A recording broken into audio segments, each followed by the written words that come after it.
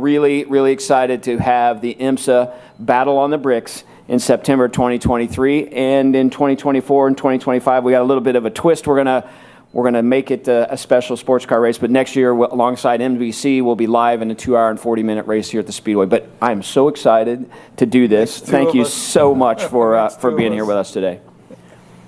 Makes two of us for sure. This is a great day for IMSA, both for our partners who've been begging to come to this market. It's a great market for activation, so we plan to fill the midway with hopefully all 18 auto manufacturer displays. Our race teams, our manufacturers want to compete here. We have 18 manufacturers in IMSA competition.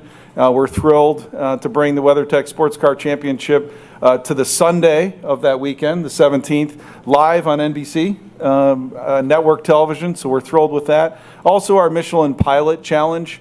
We're going to, as Doug said, put a twist on it. They're going to run a 4-hour endurance race here on Saturday of that weekend, the 16th, daylight into darkness, in preparation for what we're going to do in the next 2 years of 24 and 25, and run a long-distance IMSA WeatherTech Sports Car Championship race. Hi, everybody, and welcome back to Full Throttle, powered by Race for RP. For our news segment, that's obviously the leadoff. Huge news coming out of Indianapolis as John Doonan, President and CEO of IMSA, making that huge announcement. And to our good fortune, our news specialist, our analyst extraordinaire, Cal Fish, happened to be at that very announcement. And Cal, not only was it big news, I think it was great news. It really is going to be so cool to see the sports cars back at the Brickyard, as they said. Battle on the Bricks is going to be a big weekend, Greg. Michelin Pilot are going to be there on the Saturday, running into the nighttime hours, so that'll be cool. And one thing that both John Doonan and the IMSA president and the IMS president, Doug Bowles, really stressed, we want to really bring the flavor of sports cars here to Indianapolis. So the infield is going to have all of the camping grounds opened up there. They're not going to be on the tee box or maybe the golf course, but they're certainly going to be filling that infield, much like Sebring, and really get that flavor. So it'd be great to see them back. And the big news is that in the subsequent years, in 2024, 2025, that event is not only going to be the traditional 2-hour, 40-minute race, but an extension of that. They haven't determined what that length will be, but it'll now then become one of the Michelin Endurance Cup rounds as well. So very, very exciting news. That's great news, and I believe that's the first time that IMS has ever allowed camping on the infield, overnight camping. So I think that's a pretty big statement about how serious they are about this event. Well, Roger loves sports cars, right? He loved Roger Penske. Bringing sports cars back to the Speedway in a big way has really been very much on the top of his list of priorities since he's taken over the Speedway. And you go there, Greg. I know you've been there many times. I was there last year, but even returning this year for this weekend's doubleheader there with IndyCar and NASCAR, you walk through different areas of the facility, and it is just top-notch. It is first class, and just the history there. Everyone wants to win at the Speedway, certainly the Indy 500, the Brickyard 400, and the big traditional races. But to be a sports car winner there as well has tremendous value to someone's resume. Well, and we can't deny the obvious Penske connection with Penske Porsche coming in with the new GTP program next year, running both overseas in the World Endurance Championship, but in IMSA naming it the GTP category. That's an obvious connection. But then you look at the fact that although it won't be the headlining WeatherTech series, IMSA having an appearance at the new Chicago track that's been announced. Obviously, Roger wants the IMSA series running at the Speedway, but IMSA is clearly going after some bigger markets.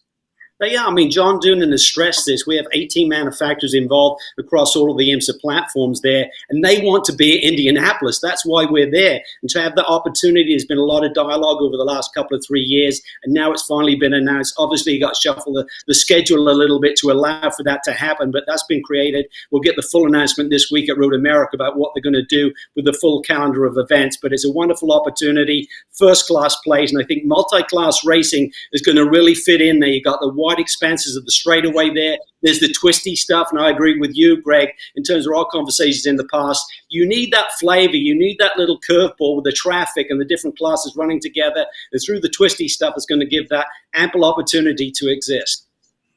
Yeah, I think it's going to be fascinating to see that multi-class racing. And obviously, last time that IMSA was there was 2014, and the racing was pretty darn good. And I think with the timing of this happening in 2023, with GTP becoming the headliner with that new hybrid category, this is really some big news for a vastly improving and continuously growing IMSA.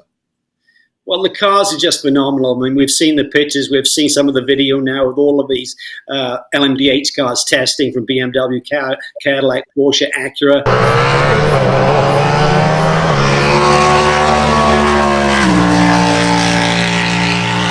And then you've got some really new sexy GT3 machinery that's just been announced too from Porsche and Ferrari. So the grid is going to look fantastic. And to hear that noise going down that straightaway and echoing off the grandstands is going to be a great feel. Yeah, it's going to be amazing. Looking forward to that very, very much. Now, let's change it up just a little bit.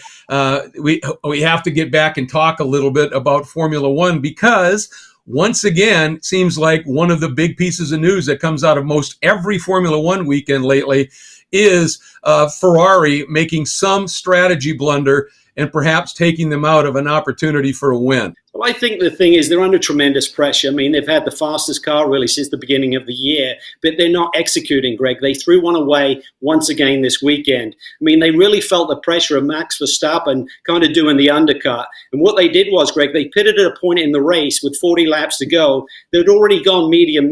With the Formula One regulations, you have to run a different compound.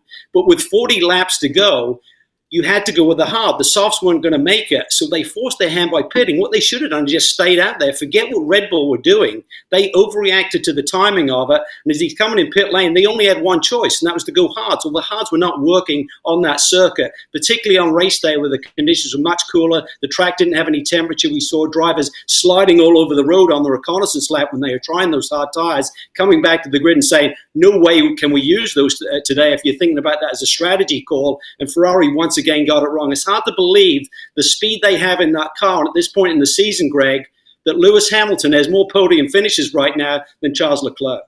I don't really understand. I thought I made it clear enough on the radio that the medium was a good tire, and unfortunately we decided to stop on those hard, which I don't exactly know what was the goal there, but yeah, I guess we need to accept it now. I mean, we need to get better for sure, and I don't really know what to say, to be honest. They need to regroup. I mean, they have the pace in that race car. They've got to start executing. But now that we look at Max Verstappen with an 80-point lead in the Drivers' Championship, that's going to be tough to make up over 3 Grand Prix in terms of points total there. Yeah, I think I read somewhere that if Leclerc wins every race, gets the points for pole, fast lap, and any other points that are there, and Max finishes second at every round, championship would still be Max's. I mean, they are really, really behind the 8 ball now. And the interesting thing to me in a post-race interview, and it was very quickly after the race, but in that interview, it was really interesting that Binotto just kind of brushed it off. Certainly, we didn't have today the performance we were expecting. I think whatever were the tires we were using, soft, medium, or hard, I think at the end the performance of our car was not as expected. And when the car is not performing well, whatever, because of maybe the weather conditions, it was a lot cooler today compared to the Friday. Then it's difficult somehow try to have the right speed, the right pace, and keep up with the position on track. So today the car was not behaving well. I think that's the point. That's the first time this season. So in 12 races, the first time that, or 13 or 12 races, the first time is not working as we were hoping for. We'll try to understand the reason of. Well, I mean, you don't like to wash your dirty laundry in public. I mean, Charles Leclerc has been very good at that. I remember one race, I think it might be Monaco, where he got up and kind of got the finger pointing to him, like, make sure you say the right thing here, kind of Michael Schumacher-esque in terms of to the public, to the media, we're doing what we need to do behind closed doors. You can have it out with the team and really start to point some fingers and say we need to clean this up. But he's done a great job. Matteo just, it's right there and then. That's in the moment. They don't have the data there. I'm not sure who on that pit wall is making that call. I don't think it's Binotto. Do you know what I mean? So he needs to do a full debrief with the whole team there and understand how did we do this once again. Yeah, they definitely have some work to do.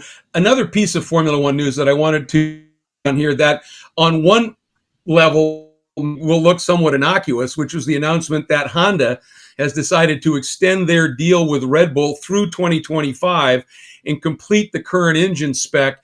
And then Red Bull and Red Bull powertrains will pick up in 2026 with the general consensus is it'll be with Porsche. And that would seem, okay, is that really that big of news? But one, it gives some consistency and allows the Milton Keynes outfit to be able to focus on those 2026 engine regs with Porsche. But importantly, Cal, it might just give them a little bit of extra concessions. It does, because I believe the rules are when you have a new manufacturer coming in, they have more what they call tokens, which is kind of free reign to do some upgrades. So learn as you go, do some upgrades within the season, which some of the other manufacturers are not allowed to do. So from Red Bull's perspective and Christian Horner, they've got their game right. I mean, they tick all of the boxes. They're looking ahead. They understood that Honda were going to pull out, ironically, on the back of the World Championship that Max achieved last year. So now they're continuing to use the architecture of that Honda motor moving forward through 2025 alongside Red Bull technologies, and they're building up their engine department. So when Porsche climb on board here for 2026, they have so many of the pieces in place, and they'll do very well.